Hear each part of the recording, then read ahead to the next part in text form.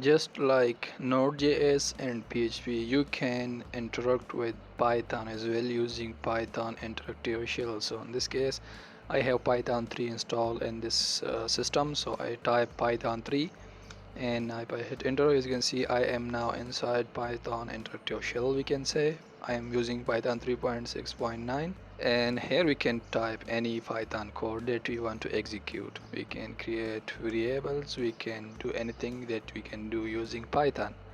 So if we type help, they will give us all the commands that are available and so on and so forth. Now we are inside help. I will exit from this, and to exit just type exit end. Oh, they showed the help bar exit, so I will type control C, and now I'm back in that. I press Ctrl L to clear the screen. Now just like Node.js and PHP, we can find the methods for variables in Python interactive shell. So how we can do this? I'm creating a variable of string type, let's say hello world, and if I hit enter, now if I type x, the variable is created string type. Now if I type x dot, I'm pressing tab button 2 times, and these are the methods available for string in Python. These are just like Node.js, in which in the previous videos I talk about that. So we can use these methods on this x variable, which is of string type. So you can try these all yourself. I will just try. Let's try the simple one to see if this is work. Yes, I thought x dot upper, which is used to convert the text into uppercase. Now as you can see, these are hello world is now in uppercase. You can capitalize this by using x dot title method on string. Now this, as you can see, the h and w is now in uppercase. You can convert this into lowercase. Let's create another variable from this offer.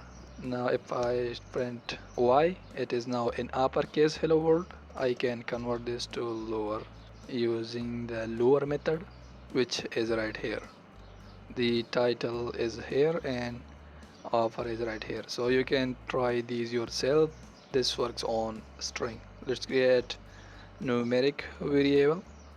Let's say x equal 5, and if I type x dot and press tab button 2 times, these are the methods available for integer type variables. Let's try to find the booleans. Let's say x equal true, and if I type x, the value is true, boolean value. Let's try to find the methods of boolean type. So these are the methods, and which are the same as numeric values. So that's that. Let's create an array, and I guess this will be the same as string type z. If I type x, this is the array. Now if I type x period or dot and press tab button 2 times, these are the methods available for arrays in Python. So let's reverse this, which is right here. So x dot reverse, and it does not return anything. Let's assign this to variable x dot reverse y equals x, z equals x dot reverse. If I type z, it does not returns anything. Yeah, so let's try another one. Let's try to append, which is push operation. Append a. If I type x, yeah, a is appended at the end. We can do pop operation. Let's remove the last.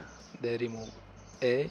We can remove another just by executing that again. Let's try to sort these, and I guess these are already sorted. Just it does not return anything. So this is that. So you can try all these yourself. I just showed you that the in Python interactive shell you can find methods just like just like Node.js and PHP. So as you can see, these are the methods specially available for strings in Python. So thanks for watching, and I will see you in the next one.